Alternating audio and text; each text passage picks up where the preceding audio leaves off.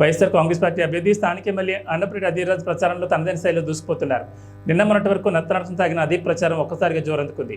అందుకు తగ్గట్లుగానే ప్రజల నుంచి అనూహ్య స్పందన లభిస్తోంది. అడుగడుగున ప్రజలు జననీరాధన పలుకుతున్నారు. గురువారం మండలంలో లక్ష్మీపురం, చింతలగ్రహారం, గవరపాలెం, చీమాలపల్లి తదితర గ్రామాల్లో రోడ్ షో నిర్వహించగా ప్రజలు పెద్ద ఎత్తున మద్దతు పలికారు. మహిళలు హారతలిచ్చి స్వాగతం పలికి నుదుట కుంకుమ దిద్ది మద్దతు పలకగా యువకులు పూలవర్షం కురిపించి సంఘీభావం ప్రకటించారు. అడుగడుగున జైహో అదీప్ అంటూ నినాదాలతో ప్రజలు హోరెత్తించగా వైసీపీ నాయకులు మురిసిపోయారు. కార్యక్రమంలో జీవీఎంసీ 95వ వార్డు కార్పొరేటర్ ముమ్మన దేవుడు, వైసీపీ నాయకులు చిప్పల చందు, సంతోష్ కుమార్, జోబిదాస్ తదితరులు పాల్గొన్నారు.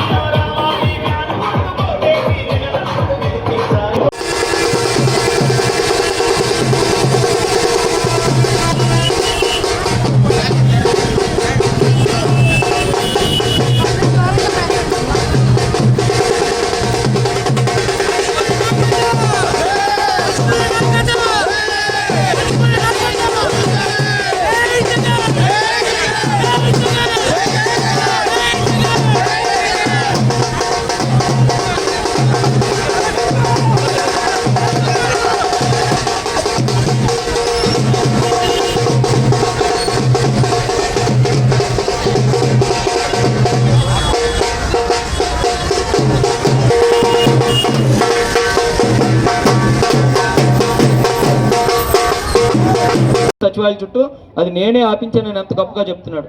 మేము చెప్తే మీరు నమ్మరు, ఆయన మాట్లాడిందే చూపించాను. మరొక వ్యక్తి ఏమంటారు చూడండి అమ్మా, ఈయన ఏమంటాడు విందాం.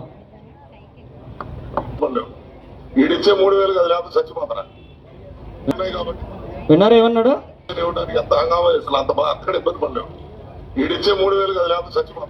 ఈడిచ్చే 3,000 లేకపోతే చచ్చిపోతారా, పెన్షన్ లేకపోతే పోయింది ఏముందని అడుగుతున్నాడమ్మా. చూసారా ఏమ్మా, ఇక్కడ ఎంతమంది ఎప్పుడెప్పుడు 1వ తారీఖు వస్తుందా, ఎప్పుడు వాలంటీర్ మా ఇంటికి 3,000 రూపాయలు తెచ్చిస్తాడని ఎదురు చూసే వాళ్ళు ఎంతమంది లేరమ్మా?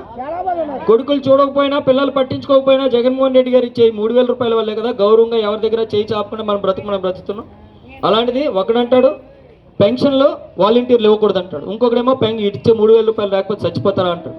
కానీ జగన్మోహన్ రెడ్డి గారు మళ్ళీ చెప్పారు, రేపు మన ప్రభుత్వం రాగానే మొట్టమొదటి సంతకం వాలంటీర్ల ద్వారా పెన్షన్ ఇచ్చేటువంటి కార్యక్రమం మీద మొట్టమొదటి సంతకం పెడతాము. అది కూడా 3,000 రూపాయలు కాదు, 2 దఫాలుగా పెంచుకుంటూ 3,500 రూపాయలు చేస్తామని చెప్పడం జరిగింది. మరి జగన్ గారు 3,500 అనగానే రెడీ అయిపోతాడు చంద్రబాబు నాయుడు వేలం పాటకే. ఇవేమీ కూడా జరిగేవి కాదు, మీరు అన్నీ కూడా గుర్తుంచుకోండి. ప్రతిదీ మీకు తెలుసు.